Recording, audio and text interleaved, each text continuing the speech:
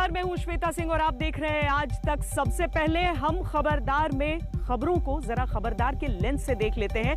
Vaccine को लेकर जिस तरह की का हाहाकार है, उस सब के बीच वैक्सीन को लेकर हम आपको अपडेट करना चाहते हैं। आज भारत के मिशन वैक्सीनेशन को हम डिकोड करेंगे। विदेश मंत्री एस जयशंकर वैक्सीन प्रोडक्शन की दिक्कतों को दूर करने के लिए 5 दिन की अमेरिका यात्रा पर हैं।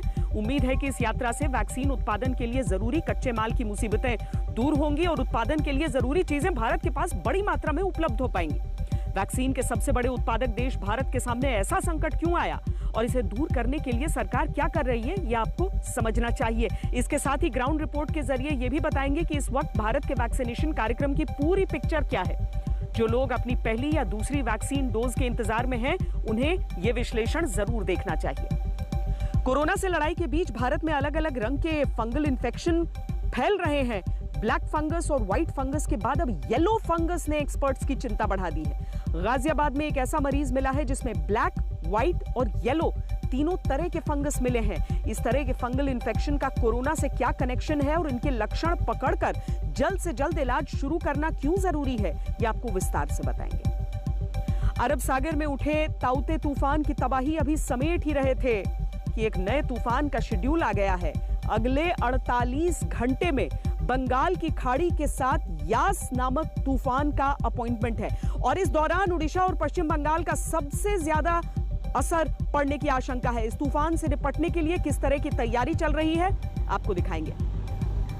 सरकार ने वैक्सीनेशन के नियमों में बदलाव किया है। 18 साल से 45 साल तक के लोगों को ऑनलाइन अपॉइंटमेंट की जरूरत नहीं है। नए नियम के अनुसार ये लोग वैक्सीनेशन सेंटर्स पर जाकर अपना रजिस्ट्रेशन करवा सकते हैं और अपॉइंटमेंट ले सकते हैं। ये सुविधा फिलहाल सरकारी वैक्सीनेशन सेंटर्स पर दी जाएगी। अच्छी खबर यह भी है कि रॉश कंपनी की एंटीबॉडी कॉकटेल की पहली खेप आज भारत में उपलब्ध हो गई। ये वही दवा है जो पूर्व अमेरिकी राष्ट्रपति डोनाल्ड ट्रंप को दी गई थी और उन्होंने इसकी तारीफ की थी। भारत में एक मरीज की डोज के लिए 49,750 रुपए देने होंगे। लेकिन सबसे पहले जरा हम वैक्सीनेशन की रफ्तार की बात कर लेते हैं, क्योंकि विदेश मंत्री अगर अमेरिका गए हैं तो उससे पहले ये समझ लीजिए कि दुनिया भर के एक्सपर्ट्स ये मानते हैं कि जब तक आपकी 70% आबादी को वैक्सीन नहीं लग जाएगी, तब तक कोरोना की इस बीमारी से लड़ने में एक समाज के तौर पर, एक समुदाय के तौर पर हमें ज्यादा फायदा नहीं मिलेगा। अब संख्या के हिसाब से देखिए तो भारत कहीं आगे है, लेकिन आबादी के हिसाब से देखिए तो सिर्फ 4% आबादी को ही वैक्सीन अभी तक लग पाई है और अमेरिका, इंग्लैंड जैसे देशों में 40% आबादी को वैक्सीन लग गई है। बहुत बड़ी मुसीबत इसमें यह है कि हमारे पास उस संख्या में वैक्सीन उपलब्ध ही नहीं है। कई जगह पर वैक्सीनेशन को किसी एज ग्रुप के लिए बंद करना पड़ गया है, जो 18+ एज ग्रुप है उसके लिए। लेकिन उत्पादन कैसे बढ़ाया जाए, उसके लिए चाहिए रॉ मटेरियल। रॉ मटेरियल कहां से आएगा? वो आएगा अमेरिका से। अमेरिका रॉ मटेरियल भारत से शेयर कर नहीं रहा है। एस जयशंकर वहां पर गए हैं। किस तरह की उम्मीदें हैं उनके इस दौरे से जुड़ी हुई, आपको दिखाते हैं।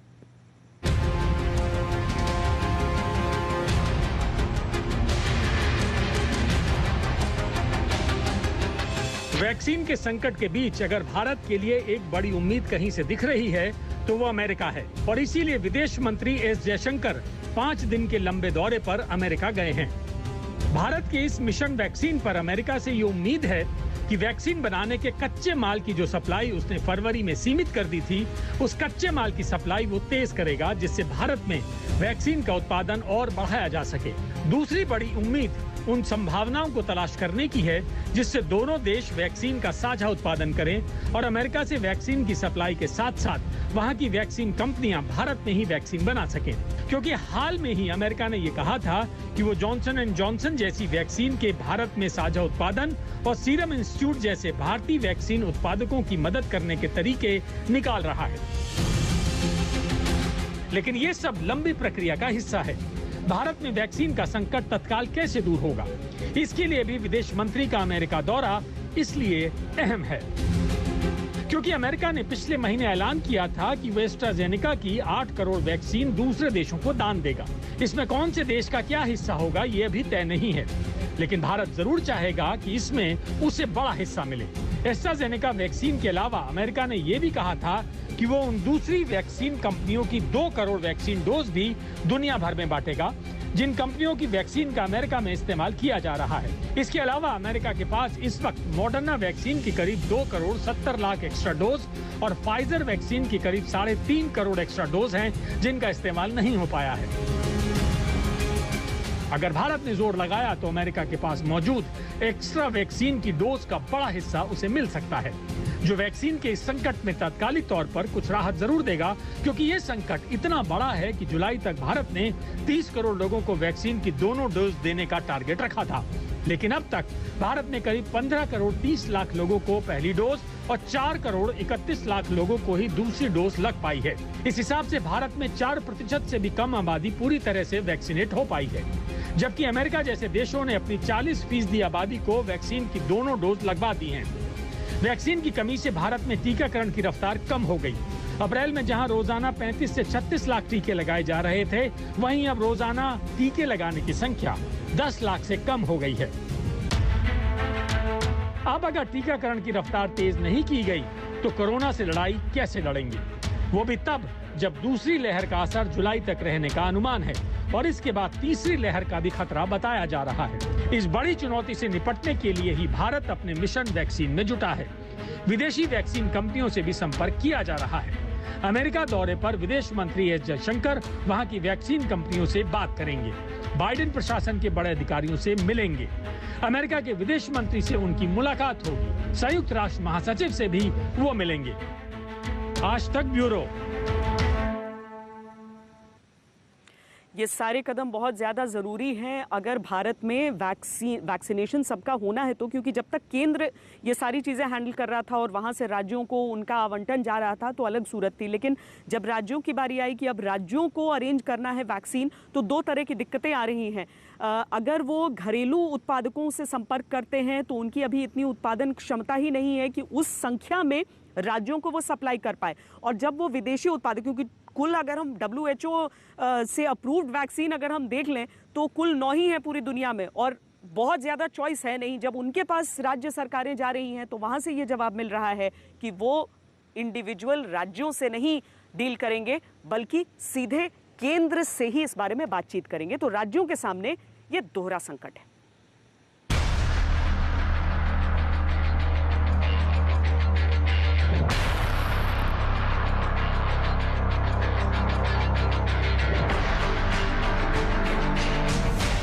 दुनिया की 60% वैक्सीन जिस देश से बनकर जाती है, उस देश का हाल अब यह है कि कोरोना वैक्सीन के लिए वो दुनिया के चक्कर काट रहा है। ग्लोबल कंपनियों से बात करने में अलग अलग राज्य जुटे हैं, लेकिन कई कंपनियों से सीधा जवाब मिल रहा है कि राज्यों को सीधे वैक्सीन नहीं देंगे। हमारी फाइजर से बात हुई, फाइजर वाले कहते हैं जी आपको नहीं देंगे, हम केंद्र सरकार से बात करेंगे। हमारी मॉडर्ना से बात हुई, मॉडर्ना वाले कहते हैं जी हम आपको नहीं देंगे, हम केंद्र सरकार से बात करेंगे। मेरी केंद्र सरकार से हाथ जोड़ के अपील है कि हमारा देश ऑलरेडी काफ़ी समय लूज़ कर चुके हैं, हम लोग काफ़ी समय हो चुका है, तो अब हमें और समय नहीं गंवाना चाहिए। ये कोई भी विदेशी कंपनी जो है, अब तो कई सारी वैक्सीन आ चुकी हैं इंटरनेशनल मार्केट में, जॉनसन एंड जॉनसन है, मॉडर्ना है, फाइजर है और भी बहुत सारी हैं। तो इनसे सबसे केंद्र सरकार बात करके केंद्र सरकार इनसे सारा इंपोर्ट करे और राज्यों के अंदर बांट दे। दिल्ली सरकार का दावा है कि उसने वैक्सीन सप्लाई के लिए अमेरिका में Moderna, Pfizer, Johnson and Johnson से बात की थी। इसमें फाइजर और मॉडर्ना ने कह दिया कि वो वैक्सीन के ऑर्डर पर केंद्र से बात करेंगे, वो राज्यों से डील नहीं करेंगे, सीधे राज्यों को वैक्सीन नहीं बेचेंगे। इससे पहले पंजाब सरकार भी बता चुकी है कि मॉडर्ना ने पंजाब को भी सीधे वैक्सीन बेचने से मना कर दिया। पंजाब सरकार ने Moderna, Pfizer, Johnson and Johnson और स्पुतनिक की सीधी खरीद के लिए अप्रोच किया था। इसमें अब तक मॉडर्ना ने ही जवाब दिया और सीधे ना कह दिया। अब सवाल यह है कि जब दिल्ली और पंजाब जैसे राज्यों से ग्लोबल वैक्सीन कंपनियां सीधे डील करने से मना कर रही हैं, तो किसी दूसरे राज्य को भी वो सीधे वैक्सीन क्यों बेचेंगे? और फिर उन ग्लोबल टेंडर्स का क्या होगा जो वैक्सीन की किल्लत को दूर करने के लिए बड़े जोर शोर से दिए गए थे? देश के 13 राज्यों ने अपनी जरूरत की वैक्सीन डोज विदेश से खरीदने का फैसला किया था और इसके लिए ग्लोबल टेंडर जारी किए थे। इनमें उत्तर प्रदेश, तमिलनाडु, ओडिशा, महाराष्ट्र, कर्नाटक और केरल सहित 6 राज्यों ने ही अकेले 23 करोड़ वैक्सीन डोज खरीदने का फैसला किया था। अब ऐसे ग्लोबल टेंडर्स पर कौन सी कंपनियों की प्रतिक्रिया आई है, किसने वैक्सीन का ऑर्डर लेने में रुचि दिखाई, इसका कोई अता पता अब तक नहीं है। इसकी आशंका तो पहले से ही थी कि वैक्सीन के संकट के बीच ऐसे ग्लोबल टेंडर्स और राज्यों द्वारा विदेश से सीधी खरीद की बातें पब्लिसिटी स्टंट से कम नहीं है। क्योंकि जब केंद्र सरकार को वैक्सीन नहीं मिल पा रही है, तो राज्य सरकारों को वैक्सीन उत्पादक कहां से वैक्सीन दे देंगे? ग्लोबल कंपनियों के पास पहले से दूसरे देशों के ऑर्डर हैं। वो भारत को वैक्सीन क्यों देंगे? वो भी तब जब खरीद में सीधे भारत सरकार नहीं बल्कि राज्य सरकारें हैं। इसलिए राज्य सरकारों से बातचीत में ग्लोबल कंपनियां कोई रुचि नहीं दिखा रही, सीधे बेचने से मना कर रही हैं। ऊपर से विदेशी वैक्सीन में ज्यादातर वैक्सीन को अब तक भारत में इस्तेमाल की मंजूरी नहीं मिली है। ऐसे में बिना मंजूरी के वो भारत से वैक्सीन का ऑर्डर आखिर क्यों लेंगे? केंद्र सरकार से कहो कि भाई देसी कंपनियों से वैक्सीन लेने दो, तो केंद्र सरकार कहती है केवल 4 लाख मिलेगी। वैसे कहती है राज्य सरकारें खरीद ले, लेकिन राज्य सरकार जब कंपनियों से मांगती है तो केंद्र सरकार बीच में आ जाती है और कहती है केवल 4 लाख मिलेंगे। विदेशी कंपनियों की वैक्सीन जो इंटरनेशनल मार्केट में पूरी तरह से बहुत सफल साबित हो रही हैं और दुनिया के बहुत सारे देश विदेशी कंपनियों की इन वैक्सीन को ऑर्डर करके अपनी जनता को लगवा रहे हैं, उनसे खरीदने जाओ, केंद्र सरकार से बोलो इनको मंगा लो, तो केंद्र सरकार मंजूरी तो नहीं देती उनको, कहती है आप सीधे खरीद लो, राज्य सरकारें सीधे खरीद ले। तो ये क्या मजाक बना रखा है वैक्सीन को लेके? दिल्ली जैसे राज्य अब केंद्र पर यह बड़ा आरोप लगा रहे हैं कि वैक्सीनेशन को मजाक बना दिया गया है। राज्यों का कहना है कि दुनिया में जो वैक्सीन अप्रूव होकर लगाई जा रही है, उन्हें यहाँ भी तुरंत मंजूरी देनी चाहिए। विदेशी कंपनियों से केंद्र सरकार बात करे, विदेशों से वैक्सीन खरीदे और इसे राज्यों में बांटे, क्योंकि वैक्सीन का संकट बढ़ता जा रहा है। पूर्वी दिल्ली के मयूर विहार के इस टीका केंद्र की तरह सैकड़ों टीकाकरण केंद्र दिल्ली में पूरी तरह से बंद हो चुके हैं। ये वो टीकाकरण केंद्र है जहां 18 से 44 साल के लोगों को वैक्सीन लगाई जाती थी। पीछे पूरा जहां जो ये गलियारा है लोगों से पटा होता था, वो बिल्कुल खाली है। साथ ही साथ जहां पर वैक्सीन लगती थी, जो वैक्सीनेशन सेंटर था भीतर बना हुआ, वहां पर भी अभी सन्नाटा पसरा हुआ है। ना ही आज कोई अधिकारी आए हैं, ना कोई कर्मचारी आए हैं ताकि यहां वैक्सीनेशन की कार्रवाई शुरू की जा सके। दिल्ली में 18 से 44 साल के एज ग्रुप के लिए वैक्सीन खत्म हो गई है। सभी 400 वैक्सीनेशन सेंटर बंद हो गए। महाराष्ट्र में भी 18 से 44 साल के एज ग्रुप का टीकाकरण रोक दिया गया। झारखंड में 18 से 44 साल के लिए वैक्सीन का सिर्फ 3 दिन का स्टॉक बचा है। पंजाब में भी वैक्सीन की कमी का बड़ा संकट है। पंजाब में कोविड-19 वैक्सीन की व्यापक कमी देखने में आ रही है। वैक्सीन की कमी के चलते न केवल पहले और दूसरे चरण के बेनिफिशरीज को वैक्सीन नहीं मिल रही है, बल्कि चरण 3 के लाभार्थियों को भी अब वैक्सीन मिलना मुश्किल हो गया है। इस वक्त पंजाब में 50 लाख डोजेस की ज़रूरत है और स्टॉक की बात करें तो स्टॉक में सिर्फ 64,000 डोजेस ही उपलब्ध हैं। ये नज़ारा है ज़िरकपुर मोहाली के एक कोविड जांच केंद्र का। देख सकते हैं लाइन में कितने लोग यहाँ पर लगे हुए हैं। मॉडर्ना के अलावा पंजाब सरकार ने Sputnik V, Johnson and Johnson और फाइजर को भी वैक्सीन उपलब्ध करवाने के लिए लिखा है। फिलहाल उनकी तरफ से पंजाब सरकार को कोई जवाब अभी तक नहीं मिला है। जिन राज्यों में विपक्ष की सरकारें हैं, वो वैक्सीन की किल्लत पर खुलकर बोल रही हैं, लेकिन वैक्सीन की कमी सिर्फ विपक्ष के राज्यों में ही नहीं है, बल्कि उन राज्यों में भी है जहां पर बीजेपी की सरकारें हैं। ये बात अलग है कि ये सरकारें हो हल्ला नहीं कर रही, लेकिन हकीकत यहाँ भी अलग नहीं है। आज तक ब्यूरो। हालांकि ये अधिकतर विदेशी वैक्सीन अगर मिल भी जाएंगे तो उनके लिए जो ट्रांसपोर्टेशन चाहिए, उनके लिए जो स्टोरेज की व्यवस्था चाहिए, जिस तापमान पर वो उपलब्ध कराना एक नई समस्या बन जाएगी। बहरहाल हम आपको समझाते हैं कि भारत जो कि दुनिया में सबसे अधिक वैक्सीन प्रोड्यूस करता है, यानी दुनिया को जितनी ज़रूरत होती है उसका 60% भारत उत्पादन करता है। यहाँ पर ऐसी किल्लत क्यों हो रही है? यहाँ जो वैक्सीन प्रोड्यूस हो रहे हैं वो कितनी संख्या में हो रहे हैं? कोरोना वैक्सीन पर सरकार ने कुछ दिन पहले सुप्रीम कोर्ट में बताया था कि सीरम इंस्टीट्यूट कोविशील्ड की 6.5 करोड़ डोज और भारत बायोटेक कोवैक्सीन की 2 करोड़ डोज हर महीने बना रहे हैं, यानी करीब 8.5 करोड़ डोज हर महीने बन रही है। इस हिसाब से एक दिन के लिए करीब 27 लाख डोज होती हैं, लेकिन 22 मई तक औसतन हर दिन सिर्फ 16 लाख डोज ही दी गई और पिछले 24 घंटे में तो सिर्फ 9,42,000 डोज दी गई। सवाल यह है कि जब सरकार के अनुसार 27 लाख डोज प्रतिदिन के हिसाब से उत्पादन हो रहा है, तो रोज का जो टीकाकरण है वो उस हिसाब से क्यों नहीं हो पा रहा है? कम से कम जितना उत्पादन है उतनी क्षमता भर टीके लगने चाहिए, लेकिन ये नहीं हो पा रहा है और इस पर सवाल उठ रहे हैं। लेकिन कोरोना वैक्सीन को लेकर ये जो संकट हमारे सामने है उस पर हम आपको एक्स्ट्रा खबरदार भी कर देते हैं, क्योंकि जो भारत में उपलब्ध है वैक्सीन यानी जो लगाई जा रही हैं, स्पुतनिक वी हाल ही में उसकी शुरुआत हुई है, इससे पहले कोवैक्सीन और कोविशील्ड वैक्सीन लगाई जा रही थी। अब संभव है इनमें से सिर्फ कोविशील्ड लगवाने वालों को ही दुनिया के बाकी देशों में जाने की अनुमति मिले, जाने की इजाजत मिले, क्योंकि कोविशील्ड को छोड़कर बाकी दोनों वैक्सीन को WHO की मान्यता ही नहीं है।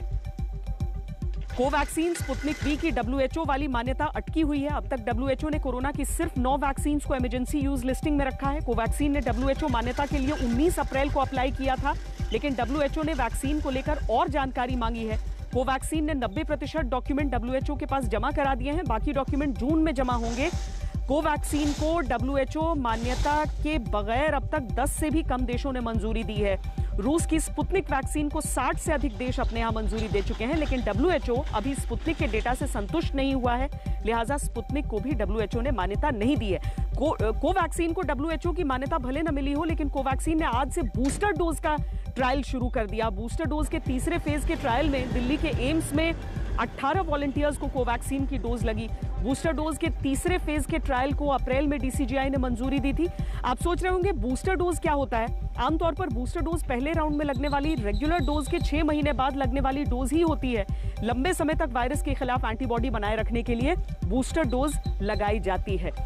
और चूंकि एंटीबॉडीज की हम बात कर रहे हैं, तो आपको बताएं कि एंटीबॉडी को बूस्ट करने के लिए एक एंटीबॉडी कॉकटेल अमेरिका में उसका प्रयोग हुआ था और किस तरीके से वो अब हिंदुस्तान पहुंच चुकी है।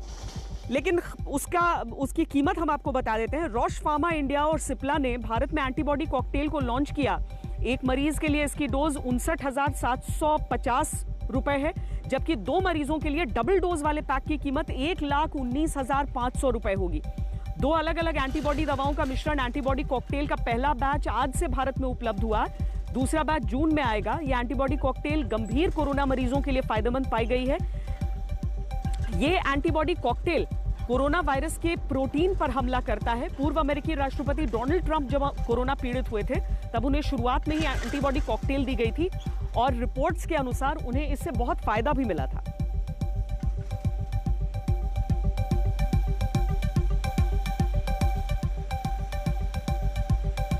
Monoclonal antibodies are laboratory-made proteins that mimic the immune system's ability to fight off natural pathogens such as viruses.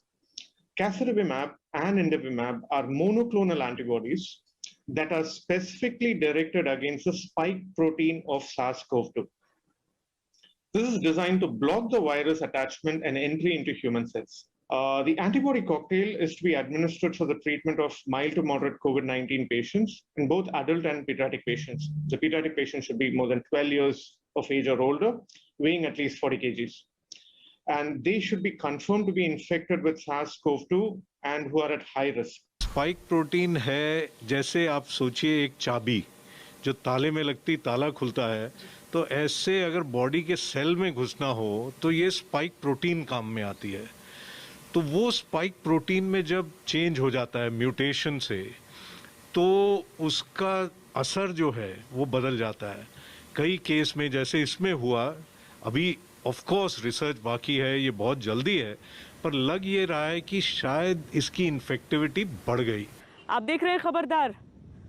Yoga guru Swami Ramdev और जो एलोपैथिक डॉक्टर्स हैं उनके बीच ठनी हुई है। IMA की तरफ से बहुत कड़ा रुख स्वामी रामदेव पर लिया गया था, क्योंकि स्वामी रामदेव की तरफ से एलोपैथिक डॉक्टरों के खिलाफ जो बयान दिया गया था उससे IMA आहत था। यहाँ तक कि देश के स्वास्थ्य मंत्री डॉक्टर हर्षवर्धन ने भी स्वामी रामदेव से कहा था कि वो अपना बयान वापस लें। स्वामी रामदेव ने ऐसा किया तो, लेकिन उनके तेवर बरकरार रहे। आज तक पर ही उनका आमना सामना सीधे 2 वरिष्ठ एलोपैथिक डॉक्टर से हुआ। क्या हुआ इसमें आपको सुनाते हैं। आज सुबह 1000 डॉक्टर की डेथ का इशू कोट करते हुए इन्होंने उपहास उड़ाया कि जो 1000 डॉक्टर अपने आप को खुद नहीं बचा सके वो लोगों को कैसे बचाएंगे। क्या इन्होंने कभी सोचा कि उनके परिवारों पर क्या बीत रही है? हम 24-24 घंटे काम करते हैं। बाबा जी, आज आप एक चैलेंज एक्सेप्ट कीजिए इस टीवी डिबेट पे, लेवल 3 कोविड वार्ड में जाके 3 हफ्ते ये धोती कुर्ता डाल के काम कीजिए, मैं फिर बात करूंगा। हमें शौक है मरने ये का। धोती कुर्ता के ऊपर आप बात मत कीजिए डॉक्टर साहब। आप अपनी साइंस को सर्वशक्तिमान मत मानिए। मैं मानता नहीं। ये भी सारा काम वही करूंगा तो आप क्या करेंगे डॉक्टर साहब? जब मैंने ये कहा कि मैंने बयान पढ़ा था और उस पढ़े हुए बयान को भी मैं वापस लेता हूं और मैं कहता हूं आओ मिलकर के काम करें, क्योंकि आपके पास यदि कुछ लाइफ सेविंग ड्रग्स हैं, आप कुछ बहुत ही सीरियस जो सर्जरी है उनकर को करने में एक्सपर्ट है, तो हमारे पास भी हाइपरटेंशन का परमानेंट इलाज है, उसका स्थायी सॉल्यूशन है। हमारे पास अस्थमा का, अर्थराइटिस का, टाइप 1 और टाइप 2 डायबिटीज के कॉम्प्लिकेशंस का समाधान है। मैं आप अपने डॉक्टर साहिबान से पूछता हूं, स्वामी जी, क्या आपके पास में टाइप 1 डायबिटीज का कोई परमानेंट सॉल्यूशन है? मैं आपको ये कहता हूं, मैं गारंटी देता हूं, पूरे वर्ल्ड के साइंटिस्ट मिलके, पूरे वर्ल्ड की सरकारें मिलके जो नहीं कर सकी, मेरे पास में हाइपरटेंशन का कंप्लीट परमानेंट सॉल्यूशन है। जब भी हमारा नोटिस पहुंचा और जगह जगह पे आज उनके ऊपर एफआईआर लॉन्च हो गया है, अभी देखना क्या होता है। और जब भी इन्होंने पहला बयान और दूसरा बयान में फर्क क्यों किया? पहला बयान देखो इनका क्या है, ये हम लोग को क्या शेंडी लगाने के लिए बात कर रहे हैं, और जब भी आप कोरोना का बात कर रहे हैं, कोरोना का बात करिए। ये तो आप जो बाल सुब्रमण्यम है, कल ही आपके डेयरी का प्रोडक्ट का मिस्टर बंसल जो है वो कोरोना से एक्सपायर हो गया। अभी चुप बैठे आप चुप बैठी है। ठीक है, आराम से। When I am talking, you don't talk. Keep quiet. आराम से बराबर है, क्यों नहीं? मेरे ऊपर ऑफिसर लगे हैं, आप धमकाने वाले कौन होते हैं मुझे? IMA का कोई अधिकारी होने से आप मेरे ऊपर कोई मैं कोई अधिकारी नहीं कर सकते। मैं कोई अधिकारी नहीं हूँ, लेकिन ये आपका जो बयान है और जिस तरह से आपने एलोपैथी के पर, अरे हमने आपने जो पढ़ा और वीडियो सर्कुलेट किया, हम थोड़े ही आपके पास आए थे। आपको क्यों इतना खुजली हो गया था ये हमारे एलोपैथी के ऊपर तकलीफ करने के लिए? आप चुप बैठना चाहिए थे ना। कोरोना के ऊपर आप जो बात कर रहे हैं, जिस तरीके से बात किया कि बाहर ऑक्सीजन से जितने मरे नहीं उतने आयुर्वेदिक एलोपैथिक दवाई खा के मर गए। अरे व्हाट नॉनसेंस! आपका ये स्टेटमेंट पूरा वर्ल्ड में हंस रहे लोग, पूरे वर्ल्ड से कंप्लेंट आ रही है। क्या बात कर रहा है आदमी? आपने एलोपैथिक का क्या पढ़ाई किया है? आप बात मत करना, कीप क्वाइट। आप स्वामी रामदेव की जान लेना चाहते हो क्या? मेरे को सबसे बड़ा दुख आज ये पहुंचा जब आपका एक वीडियो क्लिप सुबह आया कि जब आपने कहा कि डॉक्टर टर जो 1000 डॉक्टर मर गए, जब वो अपने आप को नहीं बचा पाए तो बाकी को क्या बचाएंगे? ये तो अशोभनीय बात करो ना। वो किस संदर्भ में क्या बात कही जा रही है? पूरा संदर्भ मैं 2.5 घंटे बोलता हूं, उसमें से आप भाई साहब 5 सेकंड का कोई क्लिप ले आएंगे। बाबा जी, ये तो सोशल मीडिया का जमाना है जिसका आप इस्तेमाल करते हो। सब्जेक्ट पर बात कीजिए ना। मैं कह रहा हूं कोरोना के कारण से शुगर बढ़ रहा है, लोगों का बीपी बढ़ रहा है, लोगों का स्ट्रेस बढ़ रहा है, नींद नहीं आ रही है, इम्यूनिटी डाउन जा रही है, लोगों के पेट खराब हो रहे हैं, आपकी बात बड़ी करता हूं, आपकी बात बड़ी करता हूं। बताइए ना जो हमारे पास उसका सॉल्यूशन है, आपके पास क्या? कोरोना की दूसरी लहर के बाद ये देखा गया कि जो ठीक होने वाले मरीज हैं उनमें एक और बहुत ही गंभीर बीमारी ब्लैक फंगस को पाया गया। अब जब तक ब्लैक फंगस से जूझ रहे थे तब तक व्हाइट फंगस का खतरा सामने आया। कई ऐसे मरीज आए जिनमें व्हाइट फंगस का लक्षण था, और गाजियाबाद से अब एक ऐसे मरीज सामने आए हैं जिनमें ब्लैक फंगस, व्हाइट फंगस और येलो फंगस तीनों का संक्रमण है।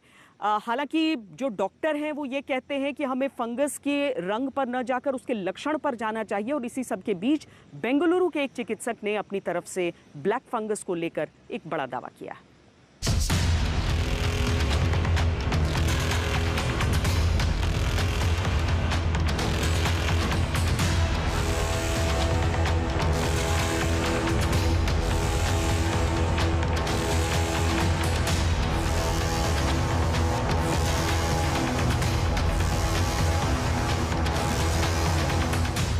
वायरस से तो देश लड़ ही रहा है, लेकिन अब फंगल इन्फेक्शन की रंग बदलती महामारी ने खतरा बढ़ा दिया है।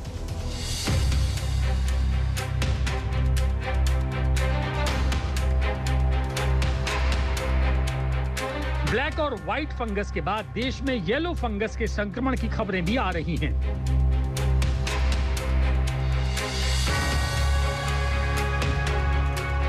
येलो फंगस का पहला मामला यूपी के गाजियाबाद से मिला। इसके साथ मरीज में ब्लैक फंगस और व्हाइट फंगस भी मिले हैं, यानी तीनों तरह के फंगल इन्फेक्शन एक साथ पाए गए हैं। मुश्किल ये है कि कोरोना एकमात्र दुश्मन नहीं है, बल्कि कोरोना के साइड इफेक्ट उससे ज्यादा बड़ी मुश्किल खड़ी कर रहे हैं। पहले ब्लैक फंगस, फिर व्हाइट और अब येलो फंगस के आने के बाद लोगों के मन में शंका भी बढ़ गई है और डॉक्टरों के मन में सवाल कि आखिरकार इन सब का इलाज क्या है। डॉक्टरों के मुताबिक येलो फंगल पहले के दोनों वेरिएंट से ज्यादा खतरनाक है। एक्सपर्ट्स हैरत में हैं क्योंकि येलो फंगल का संक्रमण इंसानों में आसानी से नहीं पनपता। ये रेप्टाइल्स यानी रेंगने वाले जंतुओं में पाया जाता है। ये जो फंगस है ये अभी ह्यूमन में नहीं है, ये रेप्टाइल्स में मिलता है और जो ये फंगस रेप्टाइल्स में पाया जा रहा है वो ही ह्यूमन में आया है क्योंकि इम्यूनिटी कम है। वाइट और ब्लैक फंगस हैं, इनके घाव धीमे धीमे समय के साथ भरते रहते हैं। वो क्योंकि ये सेप्टिसीमिया क्रिएट करता है तो इस सेप्टिसीमिया की वजह से मरीज की जान को खतरा ज़्यादा हो सकता है। येलो फंगस के लक्षणों में सुस्ती, कम भूख लगना या बिल्कुल भी भूख न लगना जैसे लक्षण शामिल हैं। इसके साथ ही वजन कम होने लगता है। जैसे जैसे संक्रमण बढ़ता है गंभीर लक्षण दिखने लगते हैं। इसमें खून का रिसाव सबसे घातक है। खुले घाव धीमी गति से ठीक होते हैं। हालांकि अच्छी बात यह है कि ये एक व्यक्ति से दूसरे व्यक्ति में नहीं फैलता। जो येलो फंगस है ये ह्यूमन स्पीसीज में फर्स्ट टाइम मैंने डिटेक्ट किया है। अभी तक इसका कहीं लिटरेचर में कोई नामो निशान नहीं है। कोरोना की तरह छुआछूत नहीं होगा, लेकिन जितनी रेप्टाइल्स में स्टडी है ये उनके लिए डेडली होता है। अब बड़ा सवाल ये है कि तीनों फंगल इन्फेक्शन में क्या अंतर है और कौन सा ज्यादा घातक है। डॉक्टरों के मुताबिक ब्लैक फंगस आंख और दिमाग को ज्यादा प्रभावित करता है, वहीं व्हाइट फंगस फेफड़े, किडनी, आंत, नाखूनों और पेट को नुकसान पहुंचाता है। जबकि येलो फंगस से मरीज की आंखें धंस जाती हैं और शरीर के कई अंग काम करना बंद कर देते हैं। एम्स के निदेशक रणदीप गुलेरिया ने कहा है कि फंगल इन्फेक्शन के रंगों के बजाय लक्षणों पर ध्यान देना जरूरी है। इस बीमारी को मात देने का मंत्र एक ही है, जल्दी पहचान करें और तुरंत इलाज शुरू करें। फंगल इन्फेक्शन है 90 to 95% जो पेशेंट्स हैं जिनमें पाया गया है उनमें या तो डायबिटीज है या साथ में स्टेरॉयड यूज किया गया है। जिन लोगों को डायबिटीज नहीं थी या जिन लोगों को स्टेरॉयड्स नहीं दिए गया उसमें ये बहुत रेयरली देखा गया है। It is not uncommon. कई दफा लोग ये कहते हैं कि ऑक्सीजन के साथ ये है, इसका लिंक है, लेकिन कई पेशेंट्स ऐसे भी हैं जो घर पे इलाज कर रहे थे जिनको ऑक्सीजन की जरूरत नहीं पड़ी, घर पे उन्होंने स्टेरॉइड्स ले लिए और शुगर उनकी कंट्रोल नहीं हुई, उनमें भी म्यूकरमाइकोसिस देखा गया है जो हॉस्पिटल में एडमिट भी नहीं हुए। इधर ब्लैक फंगस के बढ़ते मामलों ने सरकारों के होश उड़ा दिए हैं। पूरे देश में अब तक इसके 9000 से ज्यादा केस सामने आ गए हैं। सबसे घातक ये है कि ब्लैक फंगस जिन लोगों को हो रहा है उनमें से करीब आधे लोगों की मौत हो रही है। कई मरीजों को अपनी आंखों की रोशनी गंवानी पड़ रही है। महाराष्ट्र और कर्नाटक समेत देश के 15 राज्यों में फंगल इन्फेक्शन के मामले सामने आ रहे हैं। डॉक्टरों और एक्सपर्ट्स का मानना है कि कोरोना से ठीक हुए कम इम्यूनिटी वाले लोग फंगल इन्फेक्शन के शिकार हो रहे हैं, लेकिन कुछ चिकित्सकों का मानना है कि ब्लैक फंगस ज्यादा स्टेरॉइड्स लेने से नहीं हो रहा, बल्कि इसकी वजह कुछ और है। पहली वजह म्यूटेंट कोरोना स्ट्रेन, जिसके बाद मरीज आसानी से फंगल इन्फेक्शन की चपेट में आ रहे हैं। दूसरी वजह जरूरत से ज्यादा स्टीम लेने से नाक का प्राकृतिक डिफेंस सिस्टम खराब हो रहा है और फंगल इन्फेक्शन आसानी से हो रहा है। और जितने ब्लैक फंगस के केस आ रहे हैं उनमें से अधिकतर को वैक्सीन नहीं लगी हुई है। This is not due to steroids. That's what we thought initially. No. One common factor, I see three things in this. Number one, the mutant COVID virus. We gave the same treatment to COVID last year. The first wave, we didn't see any case. It's not that steroids were not given at that time. It's not that oxygen was given at that time. It was not that the water which was used in the humidifier. No, this is a myth. Black fungus, white fungus, yellow fungus के infection को लेकर डॉक्टरों की राय अलग हो सकती है, लेकिन इतना बिल्कुल साफ है कि इस बीमारी से बचने के लिए शरीर पर कड़ी निगरानी रखना जरूरी है। ब्लैक फंगस के लक्षण जैसे ही दिखें, फौरन इलाज शुरू हो जाना चाहिए। बेंगलोर से नबीला जमाल के साथ कुमार कुणाल, दिल्ली, आज तक। रुक रहे एक छोटे से ब्रेक के लिए, आप रहिए खबरदार।